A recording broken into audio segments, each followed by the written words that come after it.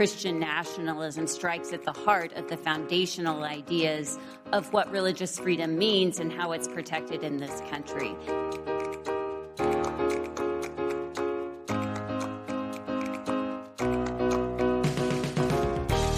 Welcome to Respecting Religion, a BJC podcast series where we look at religion, the law, and what's at stake for faith freedom today. I'm Amanda Tyler, Executive Director of BJC. And I'm General Counsel Holly Holman. Today, we're going to look at an important congressional hearing that happened this week that included testimony focusing on what we think is the very first time, Christian nationalism. And we're recording this on Tuesday, December 13th, the day that you, Amanda, testified before Congress. That's right. As our listeners know, Christian nationalism is a topic that we often address as it is a threat to our country and our faith. And it strikes at the core of BJC's mission to protect faith freedom for all. And over our concentrated work on drawing attention to Christian nationalism so we can try to work to dismantle it, we have continued to learn about its various manifestations and historical analogies. But importantly, today, the House Oversight Committee's Subcommittee on Civil Rights and Civil Liberties took it on. And well, that may be surprising to many listeners to think that this important topic to those that are committed to faith freedom for all and our constitutional separation of church and state and the obvious threats of Christian nationalism, may be surprised that Congress has not looked at this more closely. I mean, Congress certainly is aware of the many threats against democracy, and many would assume that they are well informed about all of the many motivations that lead to violence.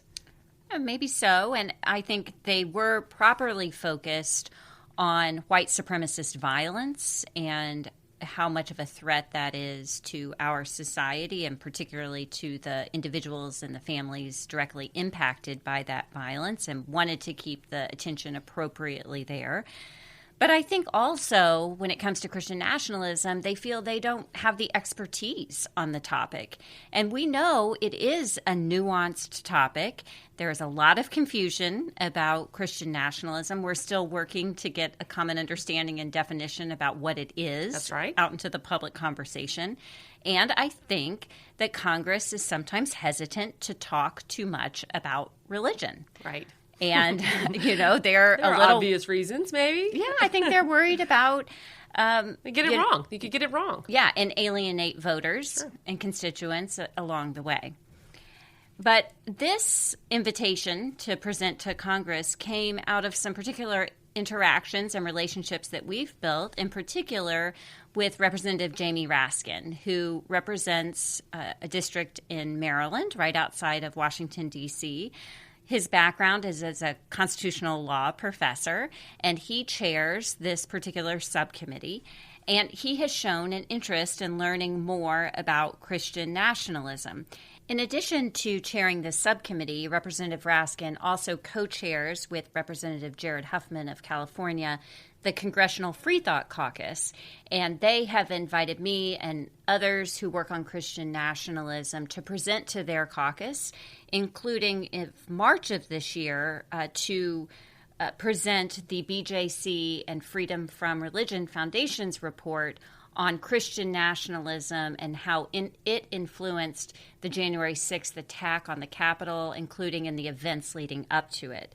And it was out of that interaction then that Representative Raskin, who also serves on the January 6th Select Committee, invited me and other Christian leaders to submit an expert statement on how Christian nationalism influenced January 6th. And we sent that statement to the committee in June of this year, recently released that statement publicly.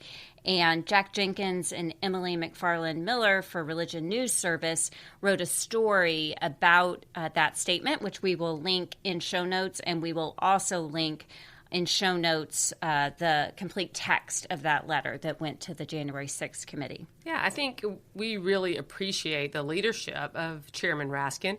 As a constitutional lawyer, he cares very much about these issues. We particularly note that he is someone who is respectful of religion, that he's very careful in how he speaks, and we saw that during these recent hearings. He is a good model of civil discourse, and we really appreciate that we've had this new opportunity to work with him and that he has called on us for our expertise. We also know that so many people are working with us and alongside us to fight Christian nationalism. And so there's been a consistent push from many different quarters, and that's what it takes to fight this political ideology. Our friends at Interfaith Alliance recently hosted a briefing on Christian nationalism, and we know lots of people are writing about this and holding up each other's work and making sure that people give it the proper attention that it needs to understand what it is and what it is not, so that we can come together as supporters of religious freedom for all and not be divided. All of these events kind of culminated in this hearing that specifically gave us an opportunity to address Christian nationalism. The title of the hearing was Confronting White Supremacy, and it was part 7 of a series on the topic. This one particularly was on the evolution of anti-democratic extremist groups and the ongoing threat to democracy. It felt like, and I think the members saw it, as sort of a wrap-up of the committee's work over time on this broad topic of white supremacy. And Amanda, you were one of several witnesses that were invited to come and address this topic. Yeah, it was a distinguished group of experts, and we will link in the show notes to that full list of experts that included people who could testify on paramilitary militias, extremist groups, and how they're becoming more localized, the anti-Semitism rise in particular over the last several months, how social media impacts a lot of this, and various other threats to democracy. And before we talk about that specific testimony that you offered, Amanda, I think it would be good to give our listeners some idea about how we see congressional testimony and how it fits in the overall work of our government. So I think many people know once you're elected to Congress, you are also given one or more committee assignments. And much of the work, particularly in the House of Representatives, is done in committees. So these committees will hold hearings, both topical hearings on subjects that the majority party would like to take testimony on. You know, the House is very much majority rule. The members of the majority both chair the committee and have more members on each committee and really set the agenda for what the members will hear about. And so this hearing was one of those opportunities for Chairman Raskin to set the agenda, and which was, in this long series, to confront white supremacy. And BJC's had the opportunity in the past to testify before Congress, sometimes presenting on a panel, often invited to submit written testimony, generally on matters of constitutional law or specific legislation affecting religious liberty, which makes sense. But today was really remarkable in that it was using our expertise on Christian nationalism and your voice as a part of this final series, knowing that the chamber is getting ready to change hands, the agenda of this committee may change, but that it recognized that Christian nationalism is an important problem that should be confronted, and it does fit within this greater concern that the committee has focused on for many years now. Most of all, for listeners of Respecting Religion and friends of BJC and other supporters of religious freedom, it was a remarkable opportunity to have your voice standing up, confronting Christian nationalism, you being particularly identified not only with BJC, but personally as a Baptist Christian and patriotic American who is thanking this committee for their attention to this and pointing them to resources that can lead them to greater understanding and maybe greater courage in standing up to Christian nationalism. So I was very proud to be there with you in the hearing room, to be behind you as you gave your testimony. I think people might wonder what that felt like because as I say that's a lot of pressure to put on one person. Yeah. How was that experience for you in this setting, knowing that you had worked for Congress before and you have testified on behalf of BJC before. But I feel like this was a unique opportunity. It was. And, I think one thing people might not know is we don't often get a lot of warning when we have one of these invitations. Right. Yeah. It's the kind of thing that when it comes, you're expected to be able to put together. So you say yes, and you say yes, and then you say, how do we put together this written testimony and be able to be there and give this testimony in person at the time. And so it was a wonderful team effort from the BJC team to be able to respond in this way, to answer the call that came in this opportunity to provide testimony. I think some of the mystique of testifying for Congress is worn off a little bit for me, and I don't mean it just because I worked in Congress. So I spent a lot of years in the committee room, but on the other side, serving a member of Congress and preparing for hearings. And so I, in many ways, feel comfortable in that setting. And yet, I did feel a great sense of responsibility for this particular hearing. One, because of the seriousness of the topic, white supremacist violence. And two, because I knew that I was representing this very large community of people who is deeply concerned about Christian nationalism.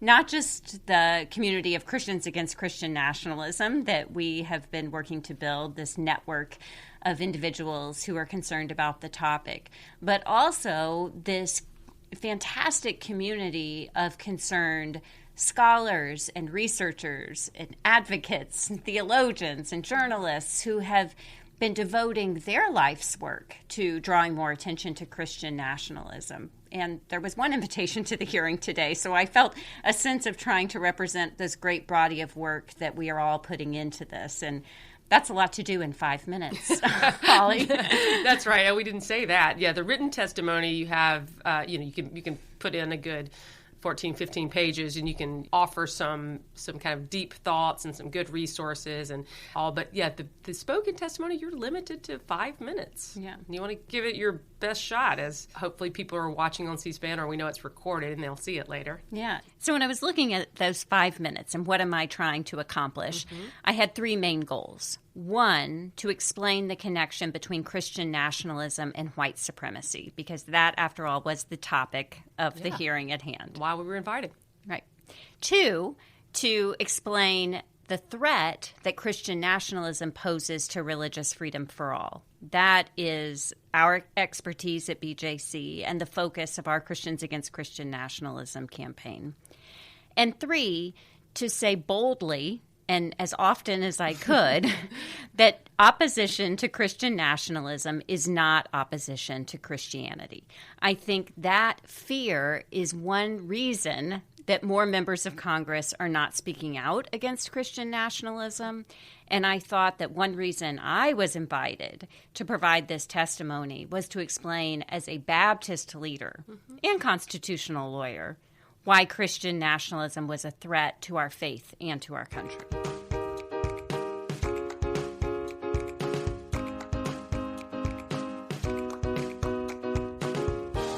With that, let's play a recording of your testimony.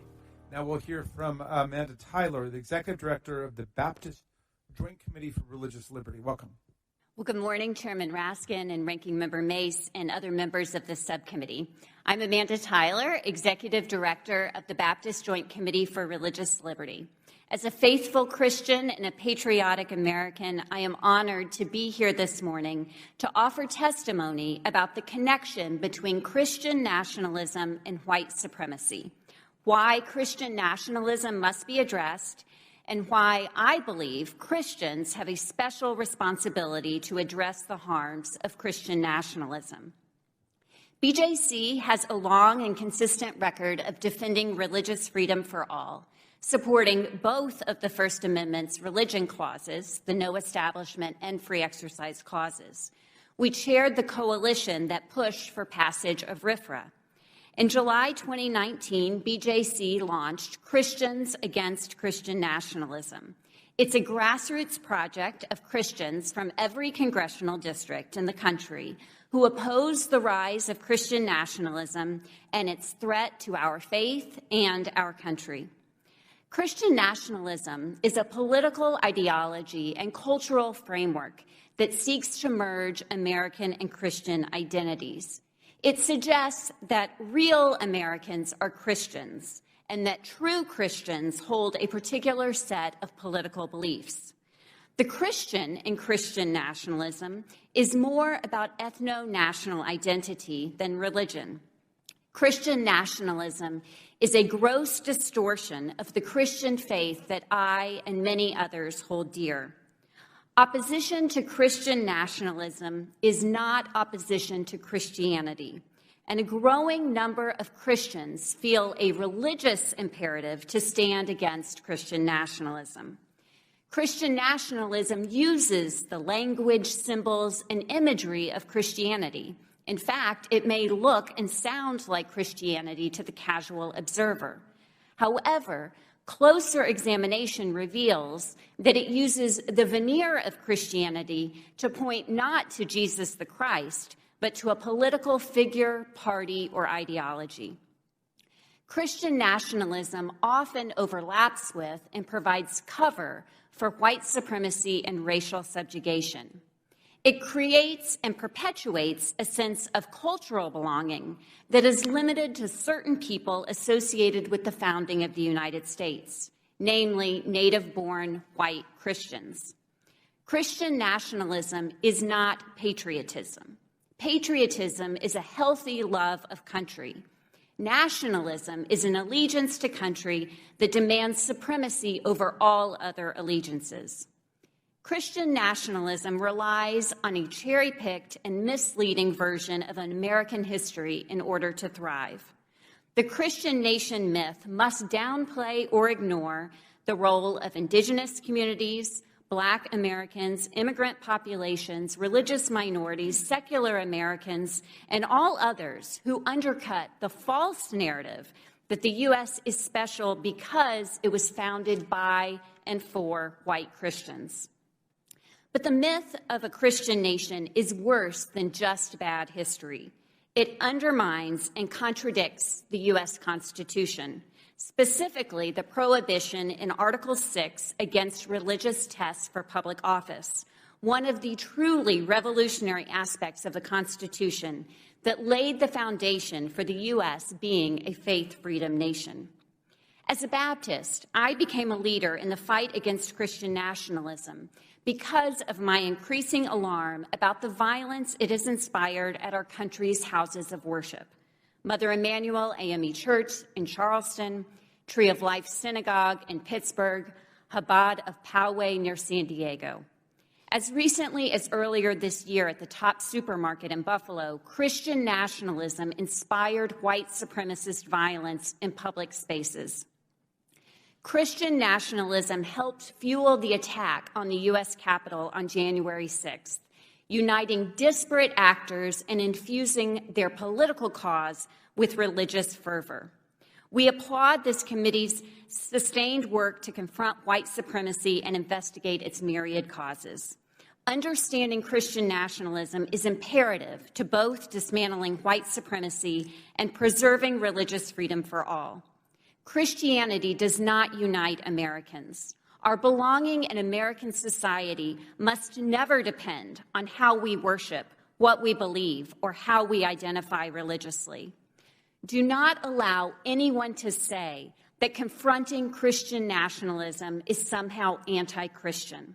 All across this country, Christians are deeply alarmed by this ideology, especially the way it gives an illusion of respectability to white supremacy and undermines our nation's foundational commitment to ensure religious freedom for all. Thank you for your testimony, Ms. Tyler. You were the fifth out of six panelists presenting, and that short time goes by pretty quickly. But I was sitting right behind you. I was able to watch the members that were there. There were other members that were participating by Zoom, as well as one of the panelists was presenting by Zoom. And it was really interesting to see that they were listening. I mean, you presented very clearly, And I appreciated that there were members in the room from both parties, and they were paying attention. And that's not always the case. I've been to other hearings where, there were not members showing up, and if they were, they weren't really paying attention. So I thought that was positive. After the next panelist spoke, then they opened it up for questions for both the members who were in the room as well as the members who were participating by Zoom. And most of those questions were about amplifying particular parts of particular witnesses' testimony, and that's appropriate. And then there was a question directed specifically at you, Amanda, from Chairman Raskin. I think we should play that now. Ms. Tyler, can I ask you, what motivated the Joint Baptist Committee to take on the problem of white Christian nationalism? Well, the problem of white Christian nationalism fits with our mission of defending and extending religious freedom for all people. And that's because Christian nationalism strikes at the heart of the foundational ideas of what religious freedom means and how it's protected in this country. And that, of course, is with the institutional separation of church and state. Can I ask you quickly about that? Because everybody knows about Jefferson's famous letter to the Danbury Baptists. Well, why have the Baptists always been such strong champions of religious freedom and pluralism and toleration? It really goes back to the beginning of the Baptist movement in the early 17th century, and Thomas Helwys, who wrote the first defense of universal religious freedom in the English language and was imprisoned by King James I for his advocacy. It continued with Roger Williams, who founded the First Baptist Church of America.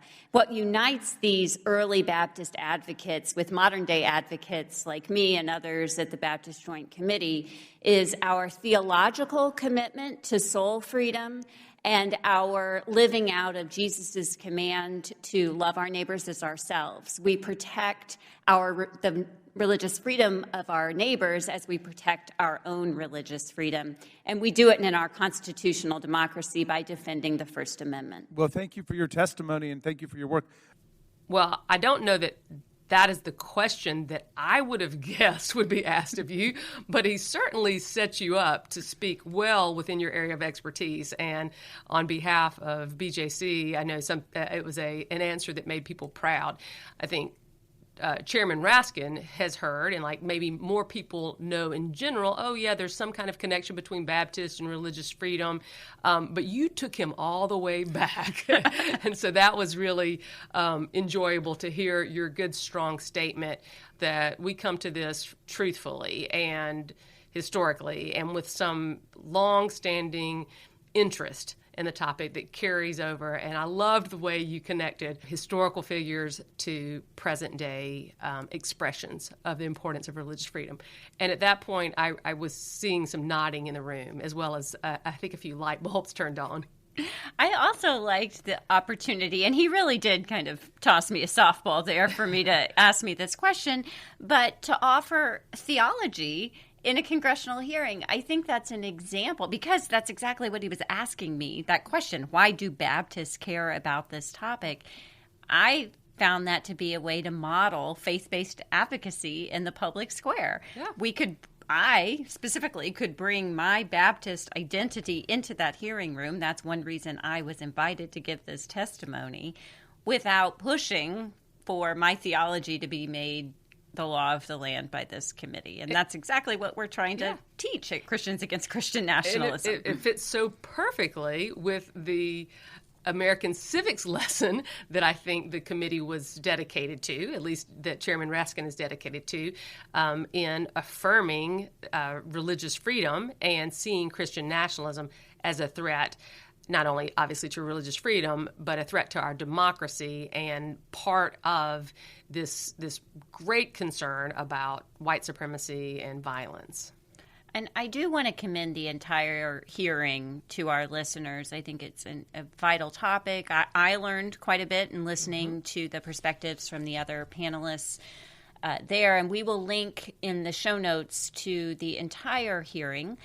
if you haven't watched a lot of congressional hearings, one thing that might surprise you is that some of these questions, I'm putting air quotes around them, are often more like speeches. That the members have 5 minutes to make their point after listening to all of this testimony, and that's predictable. And in fact, Holly, you and I were talking on the range of divisive or polarized hearings. This one was really not so much. I think in part because we can all condemn violence and white supremacist violence in particular, and want to find solutions to address those issues. I also was struck by how many times violence against members of Congress and their families came up in the hearing. We're in the waning days of this Congress, and right before this Congress came in, of course, was January 6th, right? So we're almost 2 years there, and so many of these members were there in the Capitol on January 6th and experienced that. Yeah, so they have that firsthand experience. And then as we heard, they have other firsthand experience. Yeah, the attack on Speaker Pelosi's husband, Paul Pelosi, just a couple of months ago, the fact that that happened in their home, I think had really struck very close to home for these members of Congress. And so they're concerned about extremist violence in new and very personal ways as well. I could hear in some of the comments the temptation of partisanship, a little bit of pushing to say, you're getting it wrong. Isn't the problem this or that? But on the whole, we heard a lot of different concerns that can lead to violence, and a shared concern that violence against anyone is something that we should all be worried about, and that particularly that we should be concerned about using irresponsible rhetoric that makes it more difficult for people to serve in Congress and to serve in local government leadership. And I think, Holly, maybe some of what you were picking up on there was that their prepared statements, their prepared talking points, just really didn't match the testimony that they heard. I think that particularly the Republican members of the committee, again, who did not call this hearing, who were there to and who only had one witness of the 6 that they picked for the hearing, were maybe expecting to hear more partisan or political messages, blaming, right, for this issue. And that really wasn't the substance, certainly, of my testimony or any of the other panelists who presented testimony.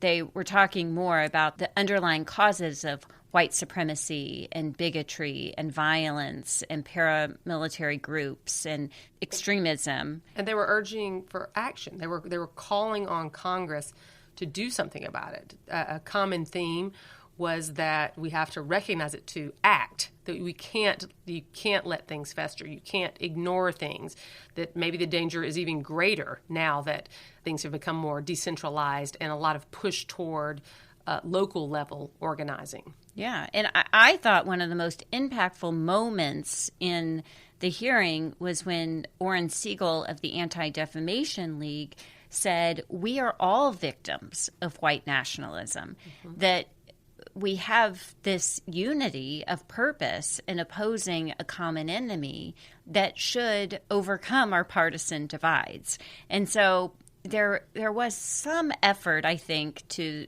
say, the what about this, the whataboutisms of the left does this too. But I thought that those critiques fell pretty flat in the context of the testimony that was received, because all of the witnesses and Chairman Raskin said, yes, this is a problem that we must be united in trying to fight. So, I do think that there might be some signs of hope coming out of this conversation. I certainly think we need to lean into that because the threat is very real. And I hope that our opposition to violence can unite us beyond these partisan differences. I will say that what we also saw was a Republican member of Congress, the ranking member, Representative Nancy Mace from South Carolina, and a Democratic member, Chairman Representative Jamie Raskin from Maryland, showing a great deal of respect for each other and a great deal of unity in purpose. As Representative May said, we have different ways of getting there sometimes, but often do have a common purpose, and clearly can have a common purpose in understanding white supremacy and the damage that it does to our country and the way it has led to these awful, violent incidents. The two of them, as they wrapped up the hearing, seemed to have genuine respect for each other, and it can't be emphasized enough to hear members of both parties standing together against threats that undermine the rule of law, that denigrate our Constitution, that inflame rhetoric that does damage to our democracy. So that was a positive note to end on, and we hope some of that will continue over in the new Congress.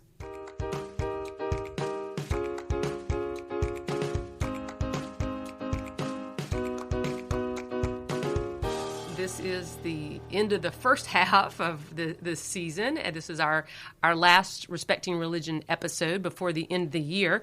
And we recently have learned more about appreciation for this podcast, and so we want to give that appreciation back to our listeners. Thank you all for listening. We hear from great old friends of BJC who are glad to see us moving to this format. They just appreciate. These are people who've read Report from the Capitol for decades. That's our print publication, and people who are aware of our work on Capitol Hill, or maybe they are aware of resources that we provide that they use in their churches and communities. But they really appreciate wherever they are, they can listen to us as they're walking or exercising, or kind of a regular part of their podcast routine is keeping up with BJC and our work through Respecting Religion. But I've also been really impressed and happy to learn about positive reactions from people that we don't know. Right. I mean, Holly, I think I speak for both of us. This is very much a labor of love for us. We enjoy the conversations we have. And it means so much more when we hear from our listeners that we are offering content that they find useful, that is explanatory, that makes maybe complex issues, legal issues, easier to understand, or at least easier to wrestle with, right? Because these are all nuanced, complicated, never easy.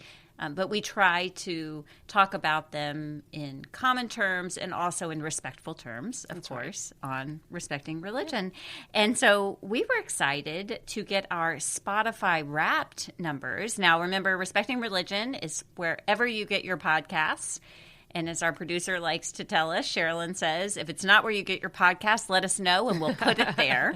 But Spotify gave us some numbers. We know that Spotify is our third most popular podcasting platform for listeners after Apple Podcasts and Apple Core Media.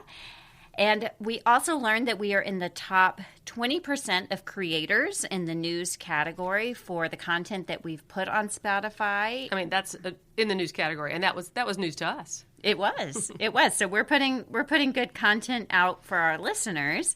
That people in 11 countries listen to our podcast on Spotify alone. And we were also really excited to learn that we are in the top 20% of most followed podcasts on Spotify. Yeah, and I mean, I think that speaks to what I was saying about the long-standing support of Friends of BJC, people who've invested in this voice for religious liberty for so long, and they are dedicated to us. It also reflects new listeners that appreciate the way we address topics, and we appreciate the way they see us and recommend us to their friends. Yes, I was very excited that one of our listeners, Kyle Ingram, put on Twitter recently, if you've been following the 303 Creative SCOTUS arguments, but like me, still trying to wrap your head around some of the nuance, check out what Respecting Religion has to say. This is a great, fair, and informative treatment of the issues at stake. So thank you, Kyle. That was so nice. We know that we want to have informed conversations, bringing our specialized knowledge to these issues that people care about, to have an informative and enjoyable conversation. And we also learned a little bit about you, our listeners from Spotify. It turns out, Holly, that our fans on Spotify have what they call the enthusiast personality. That means that our listeners are super fans. Spotify says when we release a new episode, they're among the first to know, and they go above and beyond to show their support. Before we close today, we just want to say thank you. Thank you. Thank you to all of the people who've emailed us. Thank you to all of you who see us in person and tell us how much this podcast means to you. And we want to say that this podcast is only possible because of people who give financially to BJC. Your gifts allow us to do this podcast without any sponsored content, and we are so grateful. If you appreciate Respecting Religion and have never made a financial gift to BJC, we ask you to consider making a year-end gift. There's a link in our show notes for giving. If you use that link, we'll know your donation to BJC came through the podcast. Regardless of how you give and how much you can give, know that your tax-deductible donation to BJC is appreciated, and it's what makes our fight for faith freedom for all possible. It will ensure that we're able to continue the service of providing a podcast respecting religion. Of course, all of the donations we receive at BJC support this work. We are so grateful for BJC's donors who allow us to continue standing for faith freedom for all in the courts, in Congress, in communities, and in this podcast. And that brings us to the close of this episode of Respecting Religion and our last one for 2022. But we will be back in January 2023. Thanks for joining us for today's conversation. For details on what we discussed, including links to the articles we mentioned and the testimony, check out our show notes. If you enjoyed today's conversation, share this program with others on social media and tag us. We're on Twitter and Instagram and YouTube at BJC on the Hill. And for now, you can follow me on Twitter at Amanda Tyler BJC. Plus, you can email both of us by writing to respectingreligion@bjconline.org. We love hearing from you. And you can see a full list of shows, including transcripts, by visiting respectingreligion.org. And take a moment to find out more about BJC and how we've been working for faith freedom for all since 1936. Visit our website at bjconline.org for a look at what we do in some of our latest projects. Join us back here in January for new conversations respecting religion.